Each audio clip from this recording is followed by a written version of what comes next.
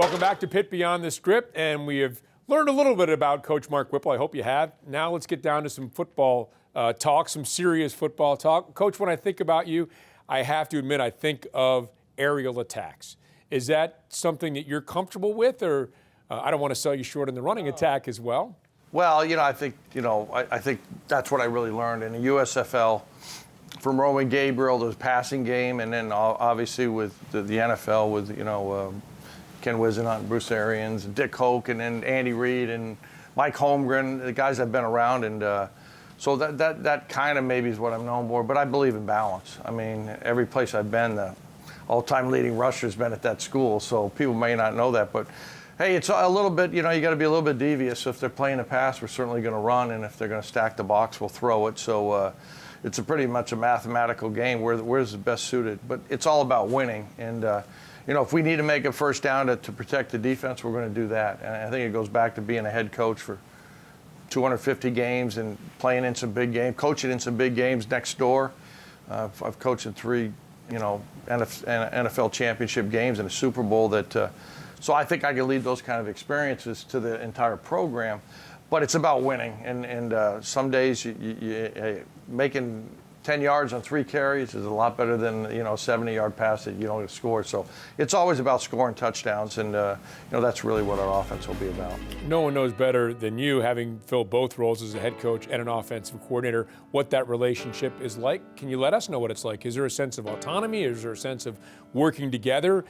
Is that important before the interview process to make sure that you and the head coach are on the same page? Yeah, no, Pat and I have talked, and, it'll be a work in progress, and haven't done it all. I mean, a lot of times I was calling special teams calls also when I was a head coach, and when I go way back to New Haven, where we only had 2 full-time assistants, was really doing everything. Taped some ankles at those times. So, the support we have here won't be as much. But this is a quality staff. This is really a lot of good people. Jump! You're going to give and take, and what's best to win the game, and halftime adjustments, and all those things that way. And as I said, it'll be a work in progress, and I just really like what's happened so far. Coach Pat and I have talked. We had a good meeting the other day about, hey, this situational football is really, really important, something you learn, I think, at a much higher level at the National Football League because the possessions aren't as many. So those things come into play, and certainly having experience in Heinz Field helps. The wind, all right, the weather, all those things, kicking, those things come into play. And, so I think that's why it's a great home field advantage also. I'm guessing you've seen some tape of the team, so I'm going to use that as a springboard to ask the question of what have you seen? This was a team that was able to run the ball extremely effectively, one of the top running teams in the country. Passing game lagged behind a little bit. What did you see on tape, and what can we expect to see kind of moving forward here? Well, when I talked to the players, I hadn't really watched much tape. I'd watched some highlights of some guys, and then I just was really impressed, really, in this room, I believe it was. I asked the players, what do we got to do to catch Clemson? And they said, Coach, we're not that far behind. So Coach Narduzzi and his staff have done a great job giving the kids confidence. I think in coaching, that's what's really important, is making those guys make them feel like they're better than what they are. And that's what great coaches do. And it's not so much about the personnel, but how you approach, the objective each day. So I think that's in place. Our guys, they have a taste of the Coastal. That's not what it's about. I don't think they're happy about getting sized for rings that way. It's all about winning the ACC championship and then winning the national championship. So that's the goal, and however it takes a total team in all 3 phases. But I'm a team guy, and it's I said, as the time goes by, nobody remembers the score.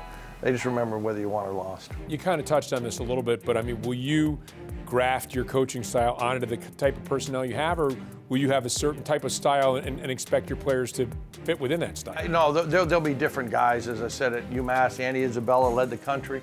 Was a 5'9", 180-pound wide receiver, and 3 years before that, Tajay Sharp's a 6'2" wideout that's starting for the Titans. He was different, so we'll work our schemes around our personnel. Our running game, we'll see how that develops, and Coach Borbley and those guys and Coach Powell have done a great job. So we're talking about that, what scheme's going to fit. Also, hey, what are we going to do against Virginia? They're 3 down. How many 3-down teams, how many 4 down? Looking at the ACC, looking at the teams that we've got to play to be successful. So putting a good game plan together. But I think starting maybe a little bit earlier than I had before, talking about the guys. I talked to the kids the other day about, hey, Virginia, we can't start out 0-1. This is an ACC team. This is an important game, and we got to start fast today in our workouts. And so it's just setting the groundwork and knowing what our staff's about, what this program's about. Talking to you, I'm getting a level of excitement here for Good, football. so am I. So that's my Get the question. spring practice. I'm trying to right. get I mean, Coach Patton started earlier.